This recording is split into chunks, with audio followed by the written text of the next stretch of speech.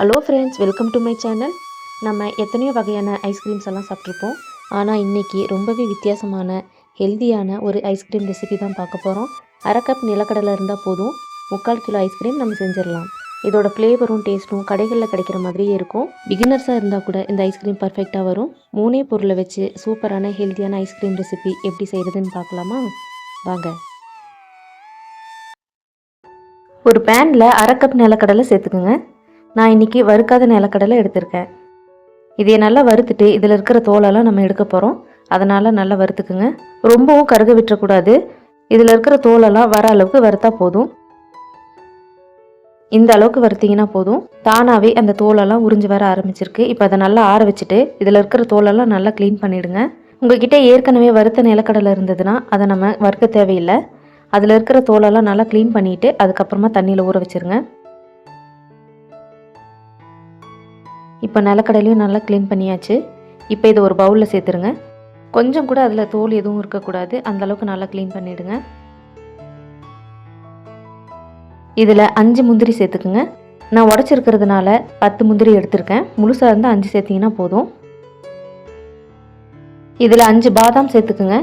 இது ஆப்ஷனல் தான், உங்ககிட்ட இல்லைன்னா ஸ்கிப் பண்ணிவிடுங்க. இதில் தண்ணி சேர்த்து 15 நிமிஷம் நல்லா ஊற வச்சுடுங்க. நல்லா ஊறினதுக்கப்புறமா பார்க்கலாம். இது அப்படியே இருக்கட்டும்.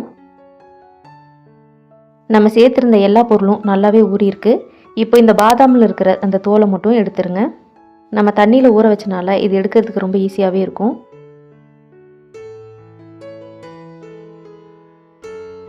இதே மாதிரி இருக்கிற எல்லா பாதாமுடைய தோலையும் நீக்கிடுங்க. நம்ம ஊற வச்சிருக்கிற பொருளை 2-3 தடவை நல்லா கழுவிட்டு ஒரு மிக்ஸி ஜாரில் சேர்த்துருங்க.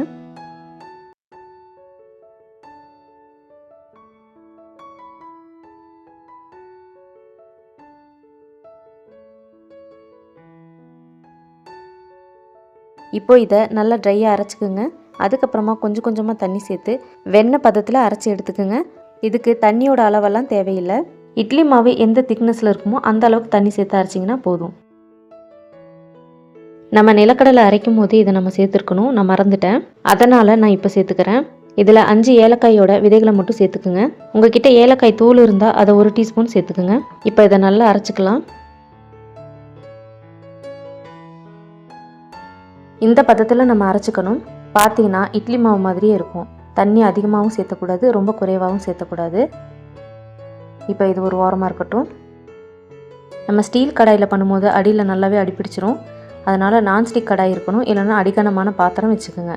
பேன் சூடாக இருக்கும், அதனால் அதில் கொஞ்சமாக தண்ணி சேர்த்துட்டு 1/2 லிட்டர் திக்கான பால் சேர்த்துக்குங்க. ஃபுல் ஃபேட்டட் மில்க் எடுத்துக்கோங்க. அதில் கொஞ்சம் கூட தண்ணி கலக்காமல் டைரெக்டாக அப்படியே சேர்த்துருங்க.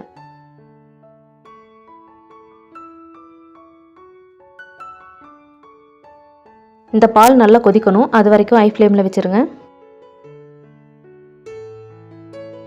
இந்த மாதிரி பால் நல்லா பொங்கி வரும்போது அதில் இருக்கிற ஆடை எல்லாமே அந்த பால்லேயே சேர்த்து விடுங்க. ஹை ஃப்ளேம்லேயும் லோ ஃப்ளேம்லேயும் மாற்றி மாற்றி வச்சு ஒரு 3 நிமிஷம் நல்லா கிளறி விடுங்க.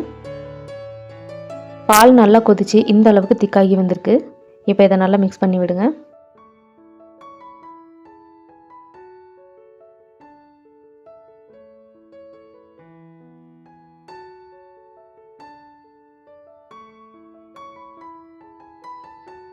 இப்போ அரைச்சி வச்சிருக்கிற நிலக்கடலையே இதில் சேர்த்துருங்க.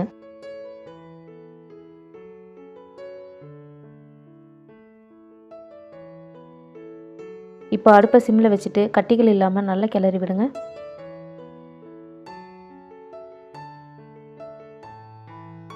இது நல்லா கொதிச்சு திக்காகி வரணும், அது வரைக்கும் நல்லா கிளறி விடுங்க. நம்ம சேர்த்த பால் நிலக்கடலை எல்லாமே இப்போ தான் கொஞ்சம் திக்காக ஆரம்பிச்சிருக்கு. இது நல்லாவே இன்னும் திக்காகணும், இட்லி மாவு பதத்துக்கு வரணும். அது வரைக்கும் இதே மாதிரி கிளறி விடுங்க. ஹை ஃப்ளேம்லேயும் லோ ஃப்ளேம்லேயும் அடுப்பை மாற்றி மாற்றி வச்சு கிளறுங்க. அப்போ நமக்கு சீக்கிரமாகவே திக்காக ஆரம்பிச்சிரும். இப்போ இதில் 3/4 கப் சர்க்கரை சேர்த்துக்குங்க. நீங்கள் அரை கப் நிலக்கடலை எடுக்கிறீங்கன்னா 3/4 கப் சர்க்கரை சேர்த்துக்குங்க, கரெக்டாக இருக்கும். நீங்கள் இதை விட அதிகமாக செய்கிறதா இருந்தால் 1 கப் நிலக்கடலை 1 லிட்டர் பால் எடுத்துக்கோங்க. இப்போ இது நல்லா திக்காகிற வரைக்கும் நல்லா கலந்து விடுங்க. நல்லா கலந்து விட்டதுக்கப்புறமா இனிப்பு கூட செக் பண்ணிக்கோங்க, தேவைப்பட்டால் சேர்த்துக்குங்க.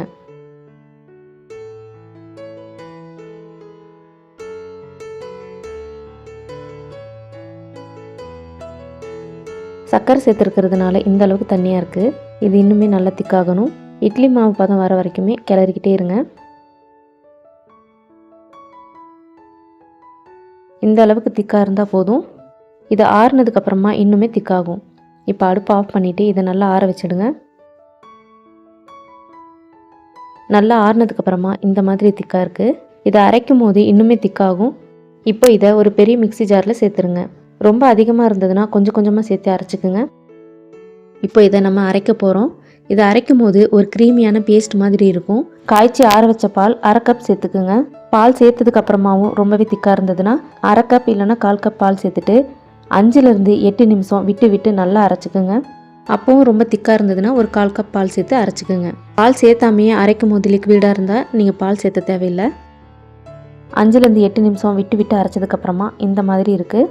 கரண்டியில் எடுத்து ஊற்றும் போது இந்த மாதிரி தோசை மாவு பதத்தில் இருக்கணும்.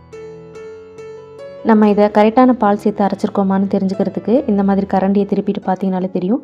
ஃபுல்லாகவே கவர் ஆகிருக்கும். கரண்டி தெரிகிற மாதிரி இருக்கக்கூடாது. இப்போ இதை ஒரு பவுலில் சேர்த்துருங்க.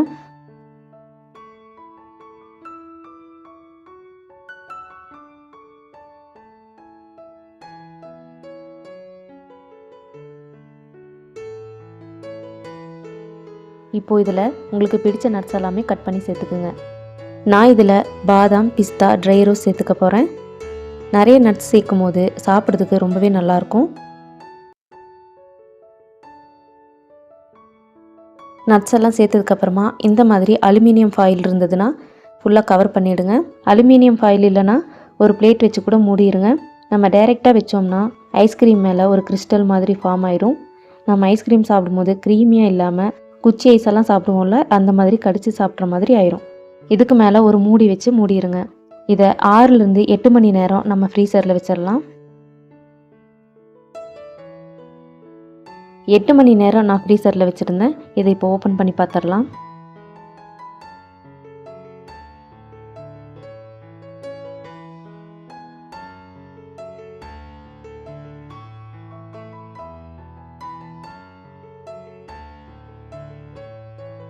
இப்போ உங்களுக்கு பார்த்தாலே தெரியும் எவ்வளவு க்ரீமியாக இருக்குன்னு.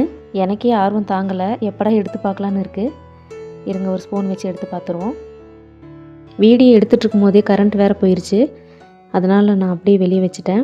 லைட்டாக மெல்ட் ஆக ஆரம்பிச்சிருச்சு. நம்ம ஸ்பூன் வச்சு எடுக்கும் போதே நல்லா ஃபீல் ஆகுது. கடையிலலாம் வாங்கிட்டு கொஞ்சம் மெல்ட் ஆனால் எப்படி இருக்குமோ அதே மாதிரியே இருக்குது. நிறைய ஃப்ளேவர்லேயும் நிறைய வெரைட்டியான ஐஸ்கிரீமெல்லாம் நம்ம சாப்பிட்ருப்போம். ஆனால் இந்த ஐஸ்கிரீம் நிஜமாகவே வேறு லெவலில் இருந்ததுங்க. எங்கள் வீட்டில் குழந்தைங்களுக்கு எல்லாருக்குமே ரொம்பவே பிடிச்சிருந்தது. நான் சொல்கிறத விட உங்கள் வீட்டில் நீங்கள் கண்டிப்பாக இது ஒரு தடவை ட்ரை பண்ணி பாருங்கள். இனிமேல் கடையில் வாங்கவே மாட்டீங்க, அந்த அளவுக்கு சூப்பராக இருந்துச்சு. செஞ்சு பார்த்துட்டு எப்படி இருக்குதுன்னு கமெண்ட்ஸில் சொல்லுங்கள். மறக்காமல் உங்கள் ஃப்ரெண்ட்ஸ் அண்ட் ஃபேமிலிக்கும் ஷேர் பண்ணிவிடுங்க. நம்ம சேனலை சப்ஸ்கிரைப் பண்ணலன்னா சப்ஸ்கிரைப் பண்ணிக்கோங்க. மறக்காமல் பக்கத்தில் இருக்க பெல் ஐக்கானையும் கிளிக் பண்ணிவிடுங்க. இந்த ரெசிப்பியில் வர ஒவ்வொரு பொருளோட அளவையும் நான் டிஸ்கிரிப்ஷனில் கொடுத்துருக்கேன். மறக்காமல் செக் பண்ணி பாருங்கள். இவ்வளவு நேரம் நம்ம வீடியோவை பார்த்ததுக்கு ரொம்ப ரொம்ப நன்றி. இன்னொரு சூப்பரான ரெசிபியோடு வர வரைக்கும் பாய்.